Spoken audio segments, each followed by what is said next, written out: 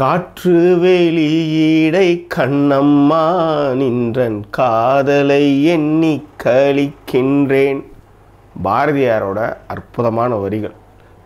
கப்பலுடைய தமிழனில் வந்த ஒரு பாடல். இதை தான் மணி தலைப்பாக வச்சுருக்காரு. மணியை நான் இன்னமும் காதலித்து கொண்டிருக்கின்றேன். இந்த காதல் நின்றபாடு இல்லை. 1992 ரோஜா ராஜா தேட்டரில் பாண்டியில் பார்த்த அந்த காதலும் சரி, மௌனராகம் பார்த்து வந்த காதலும் சரி, ஊரை விட்டு ஓடி போயிடலாமா அப்படின்னு இதயத்தை திருடாலும் சொன்ன காதலும் சரி, ஏகப்பட்ட காதல்கள். இன்னும் இளமை துள்ளலாக அதை பற்றி யோசிப்போடு அதை பற்றி அணுகுவதற்கு மிக முக்கிய காரணம் மணிரத்னமும் ஒருவர். பட் என்னை பொறுத்தவரையிலும் இத்தனை வருஷத்தில் மணி இவ்வளோ தூரம் வந்ததே என்னை பொறுத்தவரையும் பெரிய விஷயம். என் திரைப்படத்தில் 25 ஹெலிகாப்டர் பயன்படுத்தப்பட்டது. இதற்காக நாங்கள் லடாக்கில் குளிரில் தவித்து போனோம். இப்படிலாம் என்றைக்கும் மணிரத்னம் பேட்டி கொடுத்ததே இல்லை. தினத்தந்திய வெள்ளி மலரில் என்றைக்குமே மணிரத்னம் பேட்டி வந்ததே கிடையாது. ஒரே ஒரு படம் ஒன்று வெளியே வரும். இதெல்லாம் எங்கேயா எடுத்தாந்தாலும் எப்போ எடுத்தான், இதெல்லாம் யார் நடித்தாங்க, ஒருத்தம் வாய் திறக்க மாட்டான். படத்தில் நடிச்சு ஒருத்தம் கூட வாய் திறக்க மாட்டான். இன்றைக்கி சோஷியல் மீடியா வந்துடுச்சு, அதனால் எல்லோரும் அதை ரிலீஸ் பண்ணி பண்ணுறாங்க. ஆனால் அவருடைய படத்துலேருந்து ஒரு ஸ்டில் எதுவுமே வராது. திடீர்னு பிளாங்காக போய் உட்காந்து பார்க்கணும், அந்த அனுபவத்தை நீங்கள் ரசிக்கணும். இதுக்கு முன்னாடி அது ஆன்லைன் கூட உங்களுக்கு தெரியாது. பட் இந்த டிஜிட்டல் உலகத்தில் இது சாத்தியம் இல்லைன்றதுனால சின்ன சின்ன ஃபோட்டோஸு இங்கே எடுக்கிறோம், போகிறோம், வரோம், பாட்டெல்லாம் டிஜிட்டலைஸில் வந்ததுனால யூடியூப்லாம் ரிலீஸ் பண்ணி கொஞ்சம் கொஞ்சமாக வந்துட்டுருக்கு. இதிலே கூட அவர் உண்மையை ஒரு ட்ரெய்லர்ன்றது உண்மையே பொய் மாதிரி சொல்லணும், பொய்யை உண்மை மாதிரி சொல்லணும். இதுதான் ஒரு ட்ரெய்லருடைய கான்செப்ட். ஸோ ட்ரெய்லர்ன்றது உண்மை மாதிரி இருக்கணும், ஆனால் பொய்யாக இருக்கணும். பொய் மாதிரி இருக்கணும், ஆனால் உண்மையாக இருக்கணும். இப்போ இன்ஃபேக்ட் இப்போ கையில் இந்த ஃபர்ஸ்டர் கிளாஸில், பியர் கிளாஸில் நான் இப்போ ஒரு திரவத்தை குடிக்கிறேன். நீங்கள் என்ன நினைப்பீங்க? இதில் ஓட்கா இருக்குன்னு நினைப்பீங்க. நான் என்ன சொல்கிறேன், இதில் வாட்டர் இருக்குன்னு நினைக்கிறேன். The choice is yours. அதான் உண்மை மாதிரி இருக்கணும், பொய் மாதிரி இருக்கணும். அதுதான் ஒரு ட்ரெய்லருடைய கான்செப்ட். அதில் மணி ஜெயிச்சிருக்காரு அப்படின்னு சொல்லுவேன். ரைட், இப்போ நம்ம இந்த ட்ரெய்லர் கொஞ்சம் பார்க்கலாம். இந்த படம் எப்போ காற்று வெளியிடையில் அழகிய சாங் வந்ததோ அப்போலேருந்து இந்த படத்தை நான் மிகப்பெரிய அளவில் எதிர்பார்க்க ஆரம்பிச்சிருக்கேன். ஏன்னா சத்தியமில் அந்த அழகிய சாங் வர்றப்ப ஒரு ஆம்பியன்ஸில் அந்த சாங்கை கேட்குறப்ப கார்த்தி இவ்வளோ அழகாக மாறினதில் அவ்வளோ ஒரு மேன்லினஸ்ஸாக நம்மளுக்கு கார்த்திகை பிடிக்குது. அந்த மாதிரி ஒரு டைட் ஃபிட்டு, ஒரு ஏர்ஃபோர்ஸ் ட்ரெஸ்ஸு, ஒரு பைலட்டு, அந்த மாதிரி பார்க்குறப்ப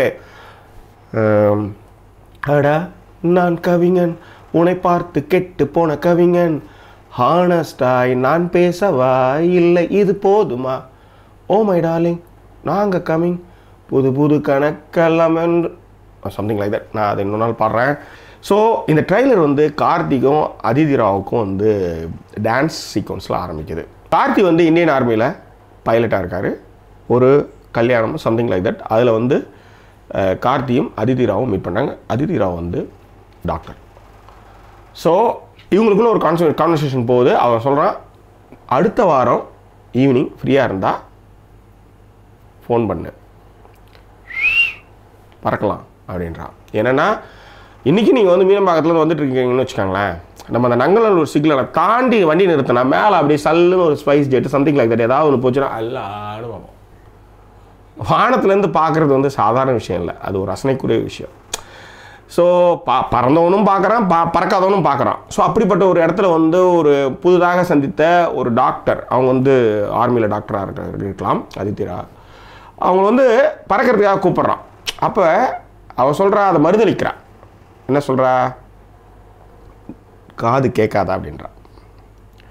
அப்போ அவன் சொல்கிறான், டாக்டருக்கு மனசு மாறாதா. அந்த மனசு மாறாதான்றதை ஒரு கவித்துவமாக இன்னமும் அதே அந்த என்ன சொல்கிறது, ஊரை விட்டு ஓடி போயிடலாமான்ற அந்த துள்ளலோடு எடுக்க மணியால் மட்டுமே முடியும் அப்படின்றத மாற்று கருத்தே இல்லை. அவ்வளோ ஒரு அற்புதமான ஒரு சீக்வன்ஸ் அது. அதன் பிறகு ஒரு கிளைடர் விமானம் மாதிரி ஒரு மஞ்சள் கலர் விமானத்தில் 2 பேரும் பறக்கிறாங்க. ஸோ அதன் பிறகு வார் பிரச்சனை. என்னை பொறுத்தவரையிலும் பிஹைண்ட் எனிமி லைன்ஸ்னு ஒரு படம். நம்ம ஊரில் பார்டர் தாண்டி போனோம்னா சுட்டாங்கன்னா அவ்வளோதான். இது வரலையும் 787 மீனவர்கள்கிட்ட செத்துருக்காங்க. ஸோ நம்மளை பொறுத்தவரையும் தமிழக மீனவர்கள் அது எதுக்கு இந்திய ராணுவம் வந்து கேட்கணுன்றது நம்ம அடிமனசுலேயே பதிஞ்சு போன விஷயம். ஸோ அதனால் வந்து தமிழர்கள் செத்தா நம்மளுக்கு என்ன, இந்திய ராணுவம் அதை ஏன் கேட்க போகுது அப்படின்ற ஒரு மனநிலையில் நம்ம இருக்கோம். ஏன்னா பேசுகிறப்பே எழுதுகிறப்பே தமிழக மீனவர்கள் சுட்டுக் கொல்லப்பட்டார்கள் இன்னி வரையும் பண்ணியிருக்கோம். ஸோ அதை விடுங்க, இது எங்கேயோ போயிட்டுருக்கு. இப்போ வந்து இந்த ஸோ வார் ஒன்று ஸ்டார்ட் ஆகுது. இந்த வாரிலேருந்து 2 பேர் தப்பிச்சு வர மாதிரியான சீன்ஸு, ஒடியாராங்க, விழறாங்க. இதுக்கு நடுவில் வந்து கிரே கலர் டிஷர்ட்டு போட்டுக்கிட்டு கார்த்தியும், அந்தாண்ட பக்கம் பிளாக் டிஷர்ட் போட்டுக்கிட்டு 2 பேரும் வந்து அந்த காதலுடைய அந்த ஃபீலில் பிரியறதுக்கு மனம் இல்லாமல் தவித்து கொண்டிருக்கும் அந்த காட்சி ரொம்ப அற்புதமாக இருக்குது. இதுக்கு அப்புறம் வந்து பனிச்சூழலில் 2 பேரும் வந்து கட்டி பிடிச்சிக்கிட்டு இருக்காங்க, அழறாங்க. So whatever it is. So இது வந்து என்னென்னா ஒரு ஒரு ஒரு ஒரு பைலட் அவனுக்கும் டாக்டர் மிலிட்ரியில் இருக்கிற ஒரு டாக்டருக்கும் ஒரு லவ். இதில் ஒரு முக்கியமான தருணத்தில் அவன் வந்து பணிக்கு திரும்ப போகிறான். அவனை வந்து வேணான்னு சொல்கிறான். அப்போ அவன் சொல்கிறான் ஒரு பிரச்சனை வருது, அதுக்கு வந்து வார் ஜோனுக்கு போக வேண்டிய ஒரு சூழல். அப்போ வந்து கார்த்தி சொல்கிறாரு, give me one chance, last one chance அப்படின்ட்டு கோமா அவர் போகிறாரு. அதன் பிறகு அந்த விமானம் சுற்று வீழ்த்தப்படலாம். பிகைண்ட் எனிமி லைன்ஸில் வந்து ஆல் வின்சன் வந்து நடந்து வர மாதிரி வந்து அவரும் வந்து ஒரு ஷாட்டில் நடந்து வராரு. ஸோ எப்படி வேணாலும் போகலாம். அதான் நான் சொல்கிறேன், உண்மை மாதிரியும் இருக்கணும், பொய் மாதிரியும் இருக்கணும்.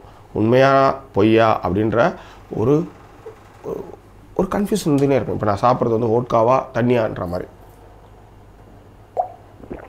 ஓகே, ஸோ இந்த ஒரு சீக்வன்ஸில் இது போயிட்டுருக்கு. நடுவில் வந்து பேக்ரவுண்ட் ஸ்கோரில் வந்து ரஹ்மான் வந்து ஸ்ருதி அப்படின்ட்டு வந்து அவருடைய ஸ்டைலில் வந்து அது வந்து சொல்கிறாரு. அதுக்கு நடுவில் வந்து காற்று வெளியிடை கண்ணம்மா அப்படின்ட்டு வந்து ஒரு மிகப்பெரிய லடாக் மாதிரியான ஒரு இடத்துல வந்து பைக்கில் வச்சு சொல்கிறாங்க.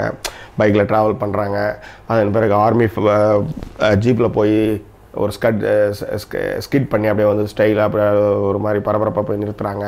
ஸோ இந்த மாதிரி ஷார்ட்ஸ்லாம் வந்து இந்த ட்ரெய்லர் மீது வந்து கன்ஃபியூஸ் பண்ணுறதுக்கான எல்லா விஷயம் பண்ணுது. வில்சி அப்படின்னு கத்துறாரு. நீ என்ன விரும்புகிறத விட நான் உன்னை அதிகமாக விரும்புவேன். நீ என்ன வெறுத்தாலும் விரும்புவேன். நீ என்ன விரும்புகிறனாலும் நான் உன்னை விரும்புவேன் அப்படின்ட்டு அழுதுகிட்டே சொல்கிற அந்த காட்சி நல்லாயிருக்கு. எனக்கு என்ன ஒரு பெரிய பயம்னா, உயிரே படம் மாதிரி ஆகிடக்கூடாதுன்ற ஒரு பயம் இருக்குது. பட் இதை கன்ஃபியூஸ் பண்ணுறதுக்கு தான் வந்து இந்த மாதிரிலாம் வந்து நடுவில் காட்சிகள்லாம் வச்சுருக்காரு அவருன்னு எனக்கு நல்லா தெரியுது. பட் அந்த தப்பை பண்ணக்கூடாது. அவ்வளோ பெரிய ட்ராவலில் அந்த 2 பேருடைய அந்த உயிரிழப்பும் உயிரை படத்தில் வந்து ஒரு மிகப்பெரிய பின்னடைவு கொடுத்துச்சுன்றதில் வந்து மாற்று கருத்து இல்லை. ஸோ அந்த மாதிரி இது ஆகிடக்கூடாதுன்றதை நான் ஃபீல் பண்ணுறேன். ஸோ எனிவே, மணி இளமையோடு இருக்கார். அந்த இளமை எல்லாருக்கும் பாஸ் பண்ணிகிட்ருக்கார், நம்மளுக்கும் தான். ஸோ காற்று வெளியிடை அதில் வர 2 ஆல்பம் வந்து அழகிய அந்த வேண்டுமொரு புன்னகை அந்த சாங், 3D காணவில்லை ஹார்ட் பீட், 3D ஆடா நான் ஒன்று கவிஞர் அந்த சாங். அதன் பிறகு வந்து இந்த சாங்கு சரட்டு வண்டி அந்த சாங்கு அது ரொம்ப நல்லாயிருக்கு. ஸோ அதை பற்றி இன்னும் நிறைய பேசுவோம் அந்த திரைப்படத்தை பற்றி. அதோட அந்த படத்தோட காஸ்டியூம்ஸ், ஏகாலா காணியோட காஸ்டியூம்ஸ் டிசைனிங் வந்து அவ்வளோ அற்புதமாக இருக்குது. கொரியோகிராஃபர் வந்து பிருந்தா.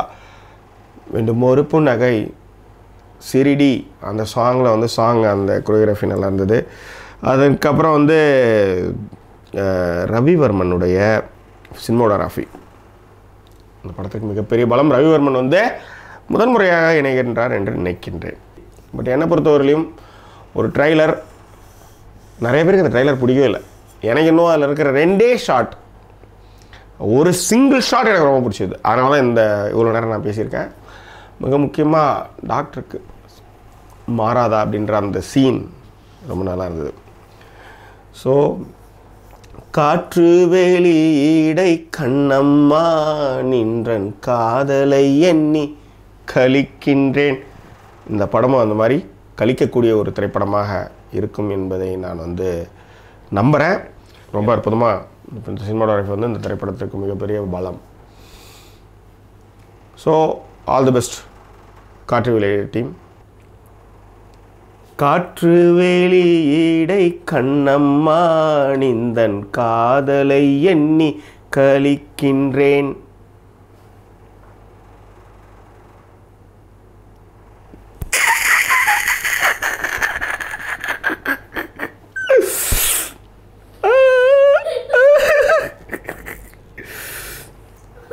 I'm sorry. காற்றுவே டோன்ட் லாஃப் யானி. இல்லை okay okay I'm going to take. Okay நான் வந்து குடிக்கிறேன். ஆனால் நீங்கள் என்ன நினைப்பீங்க, இதில் ஓட்கா இருக்குன்னு நினைக்கிறீங்க. ஆனால் நான் சொல்கிறேன் இதில் வாட்டர் இருக்குன்னு சொல்கிறேன். ஸோ இந்த மாதிரி தான். ஸோ கரெக்டாக வந்தா கடைசியில் சொல்லும்போது இது இந்த மாதிரி தான் இல்லாமல் ஸோ ட்ரெய்லருங்கிறது இந்த மாதிரி தான் அப்படிங்கிற மாதிரி சொன்னாங்களா? ரைட்டு. ஸோ எதுலேருந்து ஆரம்பிக்கணும்? மணி ஸோ ட்ரெய்லருங்கிறது இந்த மாதிரி தான். ஓகே இப்போ இல்லை. ஸோ இந்த ட்ரெய்லர் ஆரம்பிக்கிறது அவங்க 2 பேருக்குள்ள. ஸோ கார்த்திக்கும்